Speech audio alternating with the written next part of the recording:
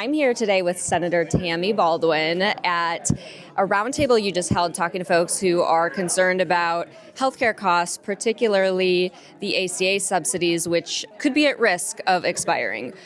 At a very basic level, explain it like I'm five type of thing. For people who don't know what's going on, can you just give a high level explainer of that? Yeah, specifically on the tax credits expiring. So we have a program that was used basically by people who don't get health insurance offered through their employer, called the Affordable Care Act. When it was first passed, it was called Obamacare. They're the same thing. And a lot of entrepreneurs and small business owners use it for themselves, their families, and their employees so that they can be attractive employers. And we've built upon the Affordable Care Act since it was first passed. One of the things we did in 2020 was create a tax credit that made the premiums much more affordable for folks. So if you are lower income, you can get a really big tax credit that makes your healthcare monthly insurance costs pretty low. The more you make, the smaller the tax credit.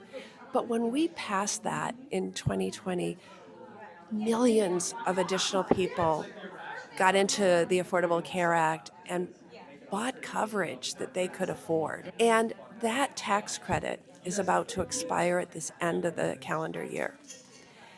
What's so frustrating to me is that earlier this year, President Trump and Republicans had their big signature bill that was all about tax breaks for millionaires and billionaires and profitable corporations. So it's this big tax measure, but could they include a permanent extension of this tax credit that helps lower income people afford their health care? No. And that's what we're fighting right now. We've got to extend it, not just extend it. Ultimately, we have to make it permanent so that people can forever be able to afford health care in this Affordable Care Act marketplace. Yeah, basically, it's like the income bracket you're in. If you're getting healthcare this way, it's like a promo code you've been able to use, and they're ripping that away, so nobody's going to have any more promo codes anymore. That's right. And this was designed in a very important way where there wasn't just like a cliff. If you make $1 more than you're supposed to in a given month, it just goes away. That's why it's gradual up to 400% of the federal poverty rate, which sounds like a lot. It's not a lot. But the other thing, this is happening in concert with all these other attacks on our health care. This big ugly bill that President Trump and the Republicans brought forward cuts $1 trillion out of Medicaid, or in Wisconsin, Badger Care, over the next 10 years. And so when you think about the people who are going to lose their health care, their Badger Care, because of that, and then you combine it with this tax credit going away, it's devastating. And it doesn't just impact people who are on Badger Care and people who are on the Affordable Care Act. It's going to impact everybody. Right. Yeah, I think that's so important. I come across people often who say that they don't do politics. And so I like to tell them, okay, but what about policy? Let's think about it like that way. And policy is so personal. And I think people can see that and start to see it in a way that impacts their own life. And I think you do such a fantastic job of this. You talked about in the roundtable today how you grew up with your grandparents and you didn't have health insurance as a child. So how does your personal experience with healthcare impact the work that you've done here? Yeah, I grew up seeing all the ways in which our healthcare system was impossible and unfair. And let's just think about insurance to start with. Isn't it the idea that we all pitch in a bit against the risk that any one of us faces a catastrophe? I think about fire insurance or something like that. We all pay in a little bit. There's not everyone's going to have a fire at their home, but we all pitch in, and then there's insurance for the folks who do have something like that. In health insurance, when I was growing up, they could say, you're really too high risk and we don't want to cover you. You have diabetes. You had cancer. You had a childhood illness. We're not going to cover you. And the Affordable Care Act put that to an end. And all these people who could not get health insurance at any price like me as a kid now can. There's a lot of other problems in the system that need to be fixed. And I could talk for hours. I sure, know we yeah. don't have that much time.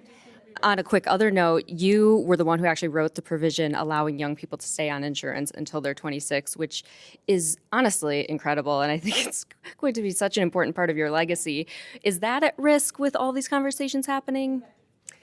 You know, it's being diminished.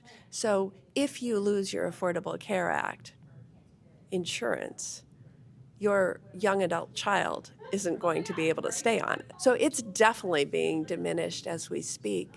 As there's a lot we need to do to reform the entire healthcare system. But in the immediate, we need to fight to keep these premium tax credits. That's the most imminent danger we face because those tax breaks for people to afford their health care end at the end of December this year.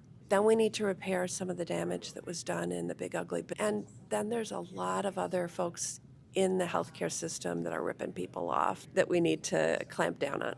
I love that answer. And so Mark Johnson is the women's hockey coach at Wisconsin. And I watched a press conference with him after they won this last season. Yep. And somebody asked him, what do you tell your team? How do you do it? And he said, you make the most important thing the most important thing. And I think that speaks to what you're talking about right now. There's so many things we need to talk about, but right now, this is urgent, and thank you so much for shedding a light on it and fighting for this. And I have one final question. You said that you still have hope. Can you talk a little bit more about why you have hope? Yeah, we have a few moments of major leverage as Democrats in the Senate coming up. And right now, we have a Republican president, we have a Republican House, we have a Republican Senate. But every so often, there are things that come forward that need bipartisan support in the Senate because we have this requirement of 60 votes. Mm-hmm. They only have 53. So they can't do it without us. And while we have President Trump saying he won't meet with the Democratic leaders, while he was saying last week, don't even bother with the Democrats, he said that. I'm laughing because it's like, of really course. said that. Yeah. He really said that.